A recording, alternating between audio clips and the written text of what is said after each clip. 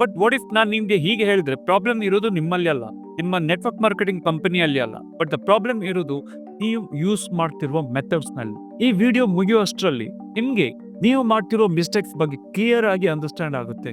ಹೇಗೆ ನಿಮ್ಮ outdated messages ಅನ್ನು ಬಿಟ್ಟು ಹೊಸ ಮೆಥಡ್ಸ್ ಅನ್ನು ಯೂಸ್ ಮಾಡ್ಲಿಕ್ಕೆ ಸಾಧ್ಯವಾಗಬಹುದು ಅಂತ ಹೇಳಿ ಸಹ ಗೊತ್ತಾಗ್ತದೆ. ಇದೇ ದಿ ಹಂಟರ್ ಅಪ್ರೋಚ್.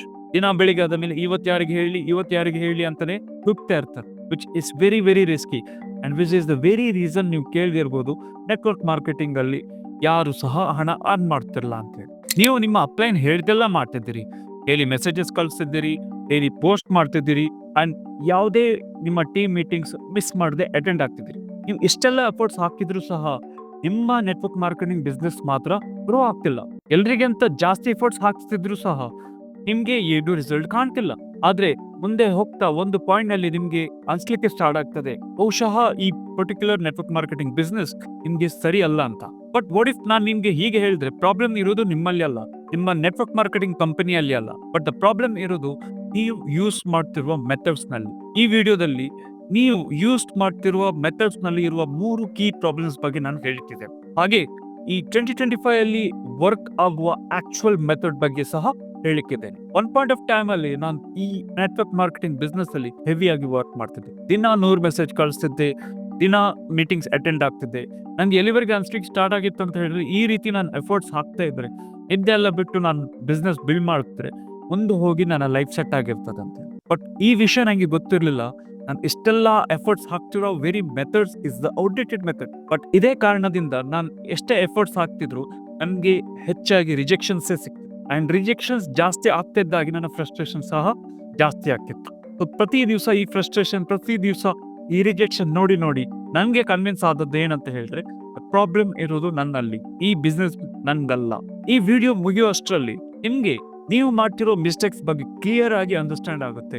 ಹೇಗೆ ನಿಮ್ಮ ಔಟ್ಡೇಟೆಡ್ ಮೆಸೇಜಸ್ ಅನ್ನು ಬಿಟ್ಟು ಹೊಸ ಮೆಥಡ್ಸ್ ಅನ್ನು ಯೂಸ್ ಮಾಡ್ಲಿಕ್ಕೆ ಸಾಧ್ಯವಾಗಬಹುದು ಅಂತ ಹೇಳಿ ಸಹ ಗೊತ್ತಾಗ್ತದೆ. ನನ್ಗೆ ಕ್ಲಾರಿಟಿ ಬಂದದ್ದು ಒಂದು ಸಲ ನನ್ನ ಮೆಂಟರ್ ನನಗೆ ಹೇಳಿದಾಗ, ಜಯೇಶ್, ನೀನೊಂದು ಫೆರಾರಿ ಕಾರನ್ನು 1985 ಮ್ಯಾಪ್ ಹಿಡ್ಕೊಂಡು ನೀನು ಡ್ರೈವ್ ಮಾಡ್ತಿದ್ದಿ. ಅಂಡ್ ಅವ್ರು ಫರ್ದರ್ ಎಕ್ಸ್ಪ್ಲೇನ್ ಮಾಡಿದ್ರು, ಈ ನಿನ್ನ ನೆಟ್ವರ್ಕ್ ಮಾರ್ಕೆಟಿಂಗ್ ಕಂಪನಿಯೇ ಫೆರಾರಿ, ಪವರ್ಫುಲ್ ಇದೆ, ಪ್ರಾಡಕ್ಟ್ಸ್ ಪವರ್ಫುಲ್ ಇದೆ, ಬಟ್ ನಿನ್ನ ಕೈಯಲ್ಲಿ ಇರುವ ಆ ಓಲ್ಡ್ ಮ್ಯಾಪ್ ನಿಂಗೆ ಕರೆಕ್ಟ್ ಆಗಿ ಡೈರೆಕ್ಷನ್ಸ್ ಕೊಡ್ತಿಲ್ಲ, ಅದರಿಂದ ನಿಂಗೆ ಏನು ಸಹ ಸಕ್ಸಸ್ ಕಾಣ್ತಿಲ್ಲ ಅಂತ ಹೇಳಿ. ನಾನು ಈ ಡಿಜಿಟಲ್ ಏಜ್ ನಲ್ಲಿ ಡಿಜಿಟಲ್ ಟ್ಯಾಕ್ಟಿಕ್ಸ್ ಯೂಸ್ ಮಾಡಿಕೊಂಡು ಬಿಸ್ನೆಸ್ ಅನ್ನು ಬಿಲ್ಡ್ ಮಾಡ್ಲಿಕ್ಕೆ ಟ್ರೈ ಮಾಡ್ತಿದ್ದೆ. ಆವಾಗನೇ ನನಗೆ ಕ್ಲಿಕ್ ಆದದ್ದು ಪ್ರಾಬ್ಲಮ್ ನಾನಲ್ಲ, ಬಟ್ ನಾನ್ ಯೂಸ್ ಮಾಡ್ತಿರುವ ಅಪ್ರೋಚ್ ಅಂತ. ಸೊ ಇಲ್ಲಿ ನಾವು ಅರ್ಥ ಮಾಡ್ಕೊಳ್ಬೇಕಾದ ಸೀಕ್ರೆಟ್ ಏನಂತ ಹೇಳಿದ್ರೆ, difference between hunter approach and farmer approach ಅನ್ನು ನಾವು ಫಸ್ಟ್ ಅರ್ಥ ಮಾಡ್ಕೊಳ್ಬೇಕು. ಏನಿದು ಹಂಟರ್ ಅಪ್ರೋಚ್, ಏನಿದು the farmer approach? The hunter approach which is nothing but ಜನಗಳನ್ನು ಚೇಸ್ ಮಾಡೋದು. ನೀವು ನೋಡಿರ್ಬೋದು, ಎಲ್ಲರೂ ನೆಟ್ವರ್ಕ್ ಮಾರ್ಕೆಟಿಂಗ್ ಬಿಸ್ನೆಸ್ ಅಂತ ಹೇಳ್ಕೊಂಡು ಮಾಡ್ತಿರೋದು ಬರೀ ಜನರಿಗೆ ಇರಿಟೇಷನ್. ಮಾರ್ಕೆಟಿಂಗ್ ಅಲ್ಲ, ಬಿಸ್ನೆಸ್ ಅಲ್ಲ, ಬರೀ ಇರಿಟೇಷನ್ ಮಾಡ್ತಿರೋದು. ಇದೇ ದಿ ಹಂಟರ್ ಅಪ್ರೋಚ್. ದಿನ ಬೆಳಿಗ್ಗೆ ಆದ ಮೇಲೆ ಇವತ್ತು ಯಾರಿಗೆ ಹೇಳಿ ಅಂತಾನೆ ಹುಡುಕ್ತಾ ಇರ್ತಾರೆ. ಸೊ ಈ ರೀತಿ ನೀವು ಹಂಟರ್ ಅಪ್ರೋಚ್ ಯೂಸ್ ಮಾಡಿದಾಗ ತುಂಬಾನೇ ಬೇಗ ಸುಸ್ತಾಗುತ್ತೆ, ತುಂಬಾನೇ ಬೇಗ ಟಯರ್ಡ್ ಆಗುತ್ತೆ. ಯಾಕಂತ ಹೇಳಿದ್ರೆ ನೀವು ದಿನ ಹಾರಿಬಲ್ ಲೆವೆಲ್ಸ್ ಅಲ್ಲಿ ನೀವು ಎಫರ್ಟ್ಸ್ ಹಾಕ್ತಿರ್ತೀರಿ, ಬಟ್ ನಿಮ್ಗೆ ರಿಸಲ್ಟ್ಸ್ ಏನೇನು ಸಿಕ್ತಿರೋದು. ರಿಸಲ್ಟ್ ಸಿಕ್ಕಿದ್ರು ಸಹ ಆ ನಿಮ್ಮ ಹಾಕಿದ ಎಫರ್ಟ್ಸ್ಗೆ ಏನೂ ರಿಲೆವೆಂಟ್ ಇರೋದಿಲ್ಲ. ಅಂಡ್ ಯಾವಾಗ ನೀವು ನಿಮ್ಮ ಹಂಟರ್ ಅಪ್ರೋಚ್ ಅನ್ನು ನೀವು ಸ್ಟಾಪ್ ಮಾಡ್ತೀರಾ, ಅದೇ ದಿನ ನಿಮ್ಮ ಬಿಸ್ನೆಸ್ ಸಹ ಸ್ಟಾಪ್ ಆಗ್ತದೆ, which is very very risky and which is the very reason ನೀವು ಕೇಳಿರ್ಬೋದು ನೆಟ್ವರ್ಕ್ ಮಾರ್ಕೆಟಿಂಗ್ ಅಲ್ಲಿ ಯಾರು ಸಹ ಹಣ ಅರ್ನ್ ಮಾಡ್ತಿರಲ್ಲ ಅಂತ ಹೇಳಿ. ವಿಚ್ ಇಸ್ ಈಗ ನಿಮ್ಗೆ ಗೊತ್ತಾಯ್ತು ಯಾಕಂತ ಹೇಳಿದ್ರೆ, because every one hunter approach ಇಂದಾನೆ ಈ ಬಿಸ್ನೆಸ್ ಅನ್ನು ಬಿಲ್ಡ್ ಮಾಡ್ತಿದ್ದಾರೆ. ಸರಿ, ಹಾಗಾದ್ರೆ ಏನಿದು ದಿ ಫಾರ್ಮರ್ ಅಪ್ರೋಚ್? ಒಬ್ಬ ಫಾರ್ಮರ್ ಏನ್ ಮಾಡ್ತಾನೆ, ಫಸ್ಟ್ ಅವನ ಸಾಯಿಲ್ ಅನ್ನು ರೆಡಿ ಮಾಡ್ತಾನೆ, ಸೀಡ್ಸ್ ಅನ್ನು ಪ್ಲಾಂಟ್ ಮಾಡ್ತಾನೆ, ಅಂಡ್ ಆ ಸೀಡ್ಸ್ ಗಳಿಗೆ ಗ್ರೋತ್ ಅನ್ನು ನರ್ಚರ್ ಮಾಡ್ತಾನೆ. as simple as that. So ನಮ್ಮ ಬಿಸ್ನೆಸ್ ಗೆ ಇದು ಹೇಗೆ ಅರಿವಾಗ್ತದೆ ಅಂತ ಹೇಳಿದ್ರೆ, ಇಲ್ಲಿ ಸಾಯಿಲ್ ಪ್ರಿಪೇರ್ ಮಾಡೋದು ಇಸ್ ಈಕ್ವಲೆಂಟ್ ಟು ನಮ್ಮ ಪರ್ಸನಲ್ ಬ್ರ್ಯಾಂಡ್ ಬಿಲ್ಡ್ ಮಾಡುವಂತ, ಅಂಡ್ ಸೀಡ್ಸ್ ಪ್ಲಾಂಟ್ ಮಾಡೋದು ಇಸ್ ನಥಿಂಗ್ ಬಟ್ ನಮ್ಮ ಡಿಜಿಟಲ್ ಕಾಂಟೆಂಟ್ಸ್ ಅನ್ನು ಕ್ರಿಯೇಟ್ ಮಾಡುವಂತ. ಫೈನಲಿ ಈ ಗ್ರೋತ್ ನರ್ಚರ್ ಮಾಡೋದು ಅಂತ ಹೇಳಿದ್ರೆ ನಾವು ನಮ್ಮ ಆಟೋಮೇಟೆಡ್ ಸಿಸ್ಟಮ್ಸ್ ಅನ್ನು ಯೂಸ್ ಮಾಡೋದು.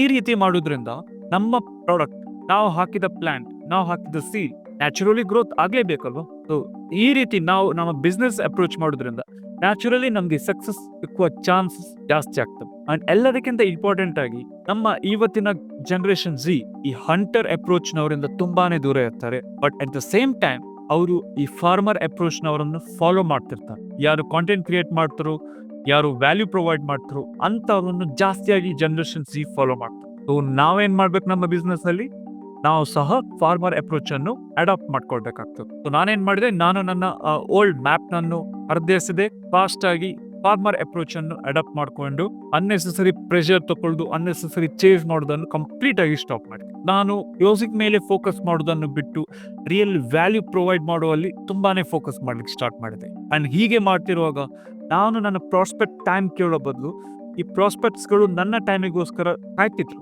ಅಂಡ್ ಇನ್ ಅನ್ ಇನ್ಸ್ಟೆಂಟ್ ಎಲ್ಲಾನು ಚೇಂಜ್ ಆಯ್ತು. ಸೊ ಅಗೇನ್ ಹಂಟರ್ ಇಂದ ಫಾರ್ಮರ್ ಆಗೋದು ಹೇಗೆ, ಅದಕ್ಕೆ ನೀವು ಮಾಡಬೇಕಾದದ್ದು ಸಿಂಪಲ್ 3 ಶಿಫ್ಟ್ಸ್. ಫಸ್ಟ್ ಒನ್, ನೀವು ಪ್ರಾಸ್ಪೆಕ್ಟ್ಸ್ ಅನ್ನು ಚೇಸ್ ಮಾಡೋದು ಕಂಪ್ಲೀಟ್ ಆಗಿ ಸ್ಟಾಪ್ ಮಾಡಬೇಕು. ಅಂಡ್ ಇಮಿಡಿಯೇಟ್ಲಿ ನಿಮ್ಮ ಪ್ರಾಸ್ಪೆಕ್ಟ್ಸ್ ಅನ್ನು ಅಟ್ರಾಕ್ಟ್ ಮಾಡ್ಲಿಕ್ಕೆ ಸ್ಟಾರ್ಟ್ ಮಾಡಬೇಕು. ಅಂಡ್ ನೀವು ನಿಮ್ಮ ಪ್ರಾಸ್ಪೆಕ್ಟ್ ಜನಗಳನ್ನು ಬೆಗ್ ಮಾಡೋದಂತೂ 100% ಸ್ಟಾಪ್ ಮಾಡಬೇಕು, which is the old method. ನೀವು ಹೀಗೆ ಮಾಡೋದ್ರಿಂದ ನಿಮ್ಮ ಪ್ರಾಸ್ಪೆಕ್ಟ್ಸ್ ನಿಮ್ಮ ಟೀಮ್ ನಲ್ಲಿ ನಿಮ್ಮ ಬಿಸ್ನೆಸ್ಗೆ ಜಾಯಿನ್ ಆಗಲಿಕ್ಕೆ ಇಷ್ಟಪಡೋದಿಲ್ಲ. ನೀವು ಮಾಡಬೇಕಿರುವ ಶಿಫ್ಟ್ ನಂಬರ್ 2, ನೀವು ಸೆಲ್ ಮಾಡೋದನ್ನು ಸ್ಟಾಪ್ ಮಾಡಿ ಸಾಲ್ವ್ ಮಾಡ್ಲಿಕ್ಕೆ ಸ್ಟಾರ್ಟ್ ಮಾಡಬೇಕು. ನೀವು ನೋಡಿ, ದಿನ ಬೆಳಿಗ್ಗೆ ಇದ್ರೆ ಎಲ್ರು ಕಮ್ಮಿ ಅಂದ್ರೆ 1,000 2,000 ಅಡ್ವರ್ಟೈಸ್ಮೆಂಟ್ಸ್ ಅನ್ನು ನೋಡ್ತಾರೆ, which is nothing but every advertisement ಎಲ್ರಿಗೂ ಏನಾದ್ರೂ ಪಿಚ್ ಮಾಡ್ತಾನೆ ಇರ್ತಾರೆ. ಇಷ್ಟು ಸೇಲ್ಸ್ ಪಿಚ್ ದಿನ ಒಬ್ರು ನೋಡ್ತಾ ಇದ್ದಾರೆ ಅಂತ ಹೇಳಿದ್ರೆ, ವೈ ನಿಮ್ಮ ಸೇಲ್ಸ್ ಪಿಚ್ ಅನ್ನು ಅವ್ರು ಕೇಳಿ ಇರ್ತಾರೆ. ಸಿಂಪಲ್ ಥಾಟ್, ಕರೆಕ್ಟ್ ಅಲ್ವಾ? ಅವರಿಗೆ ಬೇಕಿರೋದು ಇನ್ನೊಂದು ಸೇಲ್ಸ್ ಪಿಚ್ ಅಲ್ಲ, ಅವರಿಗೆ ಆಕ್ಚುಲಿ ಬೇಕಿರೋದು ಪರ್ಸ್ಪೆಕ್ಟಿವ್, ವ್ಯಾಲ್ಯೂ. ಫಾರ್ ಎಕ್ಸಾಂಪಲ್, ನಾನು ಈ ಕಾಫಿ ತಗೊಳ್ಳಿ ಅಂತ ಹೇಳುವ ಬದಲು ನೀವು ಈ ಕಾಫಿ ಯೂಸ್ ಮಾಡಿಕೊಂಡು ಹೇಗೆ ನಿಮ್ಮ ಗ್ಲೋಬಲ್ ಬಿಸ್ನೆಸ್ ಅನ್ನು ಬಿಲ್ಡ್ ಮಾಡಬಹುದು ಅಂತ ಹೇಳಿದ್ರೆ ಚಾನ್ಸಸ್ ಆರ್ ಹೈ ಜನರು ಕೇಳಲಿಕ್ಕೆ ಇಷ್ಟಪಡ್ತಾರೆ. Think about it. ಅಂಡ್ ನೀವು ಮಾಡಬೇಕಿರುವ ಶಿಫ್ಟ್ ನಂಬರ್ 3 ಈಸ್ ಹಾರಿಬಲ್ ಆಗಿ ಹುಚ್ಚರಾಗಿ ಎಫರ್ಟ್ಸ್ ಹಾಕೋದನ್ನು ಸ್ಟಾಪ್ ಮಾಡಿ ಸಿಸ್ಟಮ್ ಅನ್ನು, ಆಟೋಮೇಷನ್ ಸಿಸ್ಟಮ್ ಅನ್ನು ಬಿಲ್ಡ್ ಮಾಡ್ಲಿಕ್ಕೆ ನೀವು ಸ್ಟಾರ್ಟ್ ಮಾಡಬೇಕು. ನೀವೀಗ modern farmer, which is you build your system.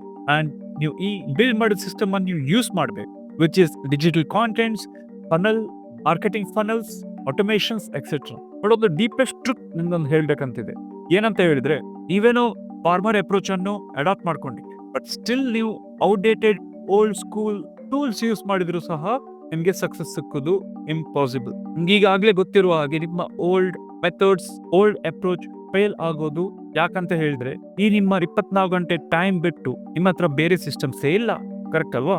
ಒಂದು 24 ಗಂಟೆಲಿ ನೀವು ಎಷ್ಟಂತ ಹೇಳಿ ಎಫರ್ಟ್ಸ್ ಹಾಕ್ಬೋದು. ಸೊ ಈ ಎಫರ್ಟ್ಸ್ ಅನ್ನು ಆಟೋಮೇಟ್ ಮಾಡಿಬಿಟ್ರೆ, ದ ವೆರಿ ಥಿಂಗ್ ನಾವು ನೆಟ್ವರ್ಕ್ ಮಾರ್ಕೆಟಿಂಗ್ ಬಿಸ್ನೆಸ್ ನಲ್ಲಿ ಹೈಲೈಟ್ ಮಾಡೋದೇ ಟೈಮ್ ಫ್ರೀಡಮ್. ಬಟ್ ಇಲ್ಲಿ ನಾವು ಮಾಡ್ತಿರೋದು ಎನದರ್ ಸೆಲ್ಫ್ ಎಂಪ್ಲಾಯ್ಡ್ ಜಾಬ್. ನಮ್ಮ ಹತ್ರ ಪುರ್ಸೊತ್ತೇ ಇಲ್ಲ. ಅಂಡ್ ಇಲ್ಲಿ ಫಾರ್ಮರ್ಸ್ ಅಪ್ರೋಚ್ ಯಾಕೆ ಸಕ್ಸಸ್ ಆಗ್ತದೆ ಅಂತ ಹೇಳಿದ್ರೆ, ನೀವು ಒಬ್ಬರೇ ದಿನವಿಡೀ ಎಫರ್ಟ್ಸ್ ಹಾಕೋ ಬದಲು almost 90% of your efforts systems ಮಾಡ್ಲಿಕ್ಕೆ ಸ್ಟಾರ್ಟ್ ಮಾಡ್ತಾರೆ. ಈ 10% ವಿಚ್ ಇಸ್ ನೀವು ಈ ಕಾಂಟೆಂಟ್ ಕ್ರಿಯೇಟ್ ಮಾಡೋದು, ಮಾರ್ಕೆಟಿಂಗ್ ಫೈನಲ್ಸ್ ಕ್ರಿಯೇಟ್ ಮಾಡೋದ್ರಿಂದ ನಿಮ್ಮ ಟೈಮ್ ಮಲ್ಟಿಪ್ಲೈ ಆಗುತ್ತೆ. ಸೊ ನಿಮ್ಮ chances of getting success also multiply ಆಗ್ತದೆ. ನಿಮ್ಗೆ ಒಂದು ಸಿಂಪಲ್ ಆಗಿ ಬೋನಸ್ ಹ್ಯಾಕ್ ಹೇಳ್ತೇನೆ. ನೀವು ಏನ್ ಮಾಡ್ಬೇಕಂತ ಹೇಳಿದ್ರೆ, ದಿನ ನೀವು ನಿಮ್ಗೆ ಈ ಒಂದು ಪರ್ಟಿಕ್ಯುಲರ್ ಕ್ವಶನ್ ಕೇಳಬೇಕು. ಏನಿದು ಕ್ವಶನ್? ನನ್ನ ಡೈಲಿ ಬಿಸ್ನೆಸ್ ಆಕ್ಟಿವಿಟಿ ಜನರನ್ನು ಚೇಸ್ ಮಾಡೋ ಮೇಲೆ ಡಿಪೆಂಡ್ ಆಗಿದೆಯೋ ಇಲ್ಲ ಬಿಸ್ನೆಸ್ ಬಿಲ್ಡಿಂಗ್ ಮೇಲೆ ಫೋಕಸ್ ಆಗಿದೆಯೋ? ಇದಕ್ಕೆ ನಿಮ್ಗೆ ಸಿಕ್ಕುವ ಉತ್ತರ ವಿಲ್ ಡಿಸೈಡ್ ನಿಮ್ಮ ಬಿಸ್ನೆಸ್ ಇಸ್ ಫೇಲಿಂಗ್ ಆರ್ ನಿಮ್ಮ ಬಿಸ್ನೆಸ್ ಇಸ್ ಸಕ್ಸೀಡ್. ಜಸ್ಟ್ ಈ ದಿನ ನಿಮ್ಗೆ ಈ ಕ್ವಶನ್ ಅನ್ನು ಕೇಳಿ, ನಿಮ್ಮ daily activities is focused on either chasing people or either on building your business. So content create ಮಾಡೋದ್ರಲ್ಲಿ ಫೋಕಸ್ ಮಾಡಿ, ಫನಲ್ ಬಿಲ್ಡ್ ಮಾಡೋದ್ರಲ್ಲಿ ಫೋಕಸ್ ಮಾಡಿ, ವ್ಯಾಲ್ಯೂ ಕ್ರಿಯೇಟ್ ಮಾಡೋದ್ರಲ್ಲಿ ಫೋಕಸ್ ಮಾಡಿ. ಸೊ ನಾ ಹಾಗೆ ಹೇಳಿದಾಗೆ ಪ್ರಾಬ್ಲಮ್ ಇರೋದು ನಿಮ್ಮಲ್ಲಿ ಅಲ್ಲ, ನೀವು ಇರುವ ನೆಟ್ವರ್ಕ್ ಮಾರ್ಕೆಟಿಂಗ್ ಕಂಪನಿಯಲ್ಲಿ ಅಲ್ಲ, ನೀವು ಯೂಸ್ ಮಾಡ್ತಿರೋ ಪ್ರಾಡಕ್ಟ್ ಮೇಲಲ್ಲ, ಬಟ್ ಪ್ರಾಬ್ಲಮ್ ಇರೋದು the very methods, the very hunter approach use ಮಾಡೋದ್ರಿಂದ. ಸೊ ಈ 3 ಸ್ಟೆಪ್ ಶಿಫ್ಟ್ ಅನ್ನು ನೀವು ಇನ್ ಕಂಪ್ಲೀಟ್ ಆಕ್ಷನ್ ಅಲ್ಲಿ ನೋಡ್ಲಿಕ್ಕೆ ಇಷ್ಟಪಡ್ಬೋದು.